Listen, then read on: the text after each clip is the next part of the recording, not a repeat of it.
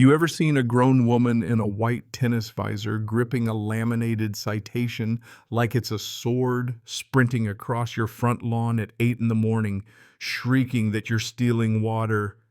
Yeah, that actually happened to me. And you better believe my neighbor Janice tripped over my garden gnome in the process, flailing her arms and bellowing, "Unauthorized groundwater usage," right there in front of God and everybody.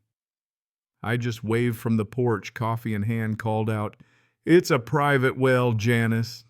You'd think that would have settled things. You'd be wrong. Name's Floyd Garrison, and until all this started, I thought I'd crack the code on a quiet life 7 years tucked inside Juniper Crest, that little gated community with its manicured shrubs, HOA bylaws thicker than a phone book, and a water-sharing program so strict you'd swear the folks running it used to work for the CIA. I'm a retired aerospace tech just trying to mind my woodworking, keep my lawn decent, and maybe watch the pigeons argue over sunflower seeds in peace. But let me tell you, peace is a fragile thing when you've got Janice Colliver on your HOA board strutting around like she's late for Wimbledon, walkie-talkie on her hip, 5 thirst patrol sidekicks in tow. Yeah, that's what she called them, and honestly, that should have been my first clue. Things were about to go sideways. So here's the setup. They call it a mild drought, which, funny enough, I later found out was just somebody forgetting to pay the community water bill. But Janice, she made it sound biblical, like we were living through the Dust Bowl. Suddenly, she's slapping restrictions on everyone, threatening to shut off the sprinklers unless we all pay what she calls a temporary water surcharge. She even set up a Venmo account labeled @JC You can't make this up. All that money going straight into her personal garden flag fund, probably. But me, I wasn't having it. I just switched my irrigation over to my private, the one I had drilled and permitted way back in '94. All the paperwork's legit, sealed, filed, signed, and approved. You'd think that'd be enough. Nope. Because the next day, my lawn's the only green patch for 3 blocks. Everybody else's looks like old hay. And sure enough, here comes Janice, waving a citation written in angry purple ink. Unauthorized water use Class C infraction. I replied with a copy of my permit and a polite, "Please stop trespassing." Thought that'd be the end of it. Oh, I was naive. She fires back accusing me of operating an unlicensed aquifer. Which, by the way, isn't a thing. Go ahead, Google it. Suddenly, I'm endangering communal water morale and triggering drought-anxious neighbors with my green Kentucky bluegrass. I swear the woman was inventing new forms of HOA science just to get under my skin.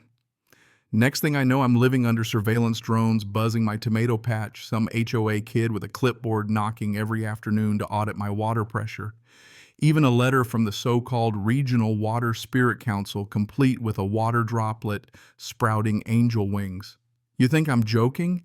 I kept the letter for my lawyer, might frame it one day. But Janice sees she doesn't know when to stop.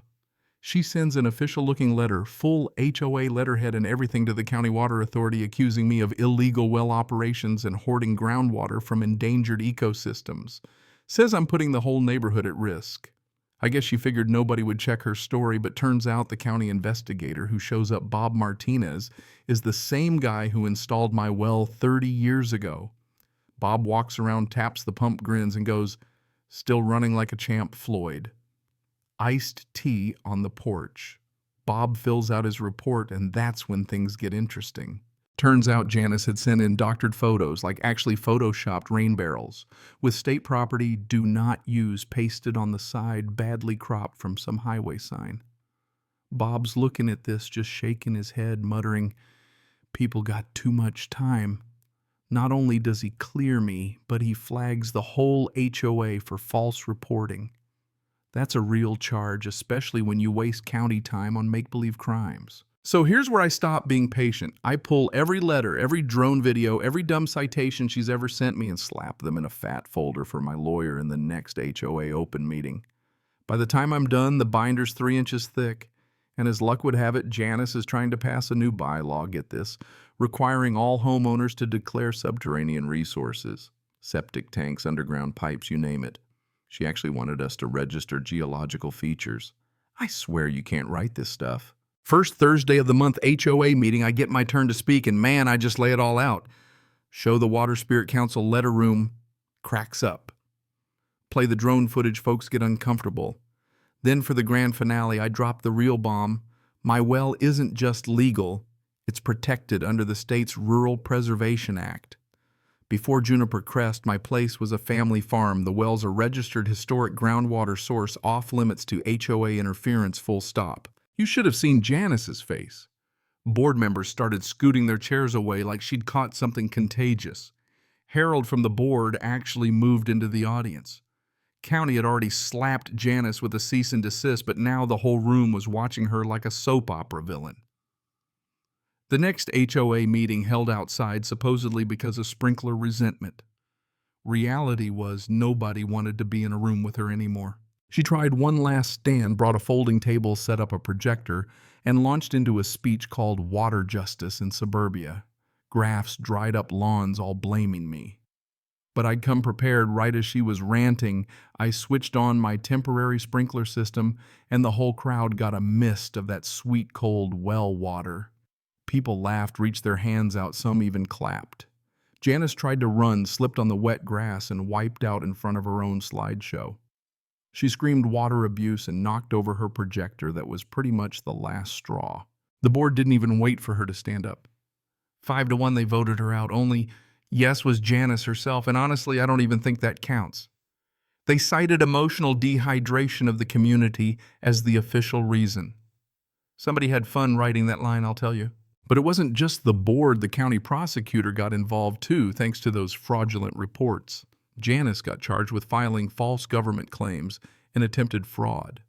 At the hearing, she tried to represent herself, came in with a binder full of Google Earth printouts, kept interrupting the prosecutor to talk about underground water theft networks.